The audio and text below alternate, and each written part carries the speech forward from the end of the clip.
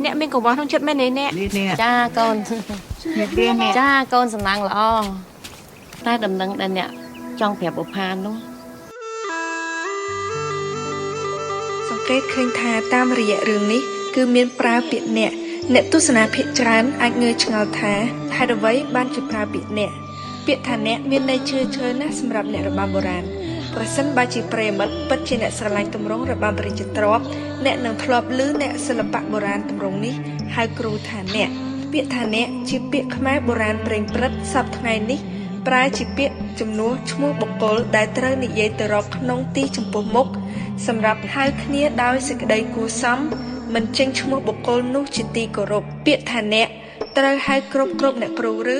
អ្នកគ្រូក្នុងទម្រង់របាំព្រះរាជទ្រព្យទាំងអស់មិនត្រូវហៅបែបនេះទាំងអស់ទេហៅថាអ្នកនោះត្រាតែលោកជាគ្រូធំមានស្នាដៃធំជាទីគោរពចំពោះសិស្សទាំងអស់ម្យ៉ាងទៀតពីសង្គមនោះត្រាតែកូនសិស្សនោះជាសិស្សចំណិតធ្លាប់ហូបធ្លាប់ស្នាក់ធ្លាប់នៅហាត់ជាមួយគ្នាដូចជាម្ដាយនិងកូនទៅគេហៅថាអ្នកបានទល់មកដល់ឥឡូវនេះសាធារណជនទាំងអស់អាចហៅថាអ្នកឬអ្នកគ្រូដោយការគិតសេចក្តីស្រឡាញ់ការគោរពរាប់អានរបស់ខ្លួនចំពោះអ្នកគ្រូចាស់ៗដែលមិនប្រកាន់អ្វីឡើយ